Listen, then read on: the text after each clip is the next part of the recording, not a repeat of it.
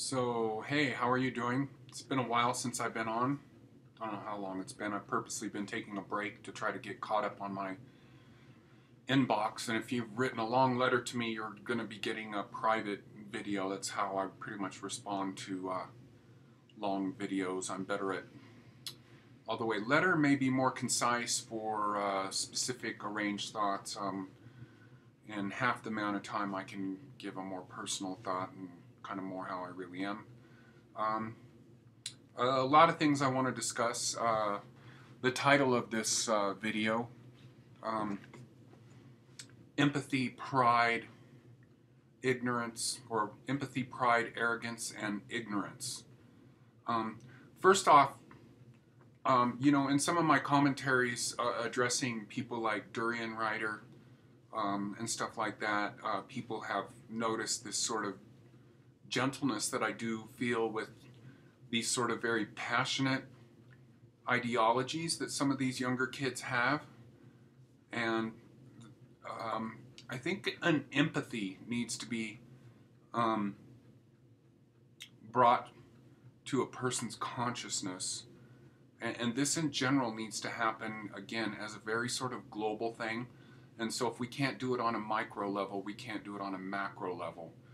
And so, just in case you don't know really the term empathy, it means to go in, essentially to go into another person's position, is to understand them from their point of view with a sort of, I don't know if you would apply sympathy to it, but the general term empathy is to like be in somebody's shoes, basically.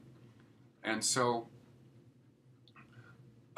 and in doing something, you're sort of erasing a pride that you have of where you're at right now. And just so you know, pride is one of the 7 deadly sins that were established by the Catholic Church a long time ago. And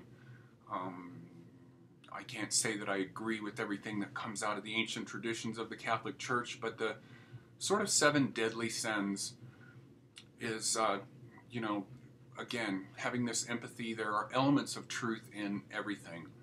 And in the elements of those truths are things of understanding that there is an element of truth in everything, even though it's not complete. It may be just a doorway to go through. And this is how I feel about drugs right now. I have every intention of the world, now that I'm 23 days on, 24 days on of being completely free of coffee and completely free of marijuana, which were obviously a lot of the holdout for me to have a completely alkaline body.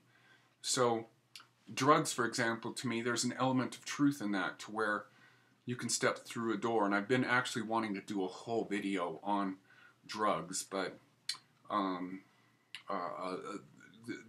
to have the vision.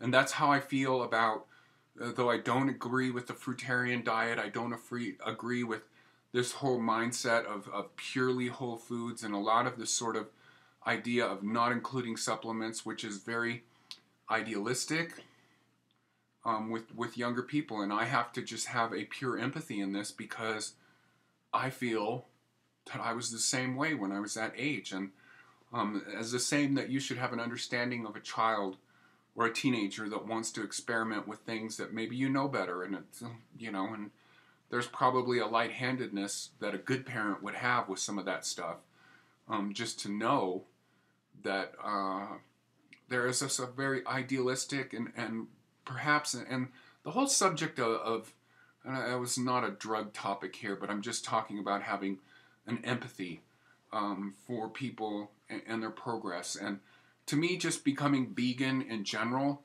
and eating with intention and going a little bit extreme, to me, is like, it's like walking through a door. It's a transition to where you're eating with intention. So, pride, and I think I digressed on that. Pride is one of the 7 deadly sins because it is a sin of the mind over gluttony, because pride is more a sin of the mind, whereas gluttony is You know, it's more of a physical thing.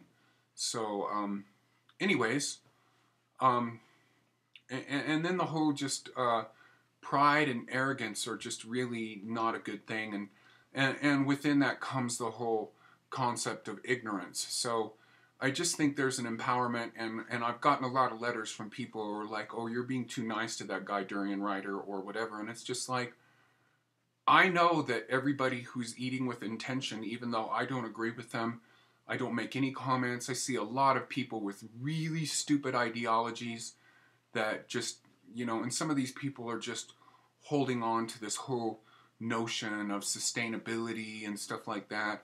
And the bottom line is with sustainability is, you know, shitting out humans, breeding. You know, that is a far more issue, that is more of a scar, more of a footprint on this planet than food choice. Period. Period. There is no way. And so in my links here, I'm going to have the musical tip. That's going to become first because that's kind of my fun thing. And then I have a link to a little interview with the author of Vegetarian Myths, who very concisely presents some very interesting topics. So I want to move on with what's going on with me. I feel like I'm healing very, very well. I'm having a lot of happiness and a lot of just gratitude for the healing that I've done. And it seems much more true. The one that I did in 2010 was a bit of just a kind of a walking through the door. And then I started working with a band and having some really bad influences from people, and just kind of, and then eventually my ex-boyfriend moving into my house and the whole toxicity of that, which I just came out of, which manifested itself as the sort of emotional problems directly. And again, that was something where my last step here is very much, and it's a continuing step, but the final chapter of having a deep understanding of ending physical inflammation, as well as mental, spiritual, and emotional inflammation, which too many people are in denial about. I know I was, and working with my psychic, she said, you're in denial, and I'm like, denial? You know, I'm somebody that's all too ready to own something, and she said, well, shift that more to a kind of denial of feeling like you're tough enough to take it. So I can tell you that's very much a theme in my life, is feeling I'm tough enough. You definitely don't want to be tough enough. Like, there's nothing that you could do that is going to gain you any progress with being tough enough to take a bunch of shit from people, from situations, from... And it's not that you hate these people, you just want to move them away or learn a nice, strong shield to have around you when you're around these people, and to basically not deal with your shit and their shit, and if you have to take a big, huge amount of that, you want to go get away from it. So a couple things happening with me. Today was my healing detox thing at Inner Wellness. Had a great colonic, amazing. Really feeling like I'm stepping up in the world of wellness, and had a big session with my psychic neurolinguistic programmer on Friday. That's a whole interesting topic of just going through past lives and dealing with all the sort of weird stuff that you brought up. That's, again, another one I really need to talk about in a specific video. I had big kind of low point in my energy over kind of last week, and I felt like that was my transitioning into my metabolism being ketonic. You know, and if you don't know what that is, that's the opposite of what the 80-10-10 people seek, is taking lots of carbs. And the bottom line is carbs are a fast burn fuel, fats are a slow burn fuel, and you can learn this. And the whole concept of all this in Primal Body, Primal Mind, I keep wanting people to read this. A lot of people asking me questions that if they would just read this very important book, and the reason I push it is because she's a great writer. The idea of eating more fats is a slow burn food, which leads to a longer thing, because the more calories that you take in and the faster you burn, the more you're going to burn through cells. And then the you know, the idea, you don't want too much protein either, because what that inspires, in the body, which the only place I've read this is that makes cells want to regenerate with having too much protein, because those are the building blocks of the body. But the fat is just, I don't know how to describe it, because I really don't keep that stuff fresh in my mind the way that somebody like Zach would. Anyways, so I think I just transitioned into being ketonic, and I need to back down on my fats. I sort of did suspect that my liver, I was feeling a burning in my back, and I went to my chiropractor a couple times, and he said, "Oh, that's just a tune-up, you're not that bad." And so I was thinking that I'm probably getting too much fat, so I backed down on my fat. So I want to go through some of the books that I've got for Christmas and stuff like that. Most important book ever, Body Ecology Diet. This is a new writing, and lovely book. This is the basis of my diet all the time, and I have gone to this to where I'm basically sort of high raw now, where I'm eating, you know, the whole concept of Body Ecology Diet is 80% greens and seaweeds with 20% heavier proteins, which would be nuts and animal products if you're doing that. And again, Primal Body, Primal Mind. Push that one hardcore. Another book I started reading, Nourishing Traditions, that I got for Christmas. This is a good book to read. I don't agree with all the carb stuff in there of how to take in carbs and stuff like that. I am doing a no to low carbs, no carbs actually. The other book that I'm reading is this one. I've always been curious with this because, for one thing, people were saying, "Oh, you need to read that book because the author is beating HIV with just basic fermentation processes and blah, blah, blah, blah." And pretty much, and it does say that on the back of the book, but as you crack the book, he says he is taking antiretrovirals. And in analyzing, this is a good thing to know about where our cultures come from, because it has recipes for making meat, sourdough bread, tempeh, all that kind of stuff, which a lot of that stuff is shit to me, but I am very much into the whole probiotic ideals, and that really is the missing link. And I'm pretty amazed with how many people actually skip probiotics in their protocol. I just saw a guy do eight essential things to good health, and he doesn't even mention probiotics, which is totally the thing that any 80-10-10 fruitarian-minded people would need. Other great book. I've had this one for a while.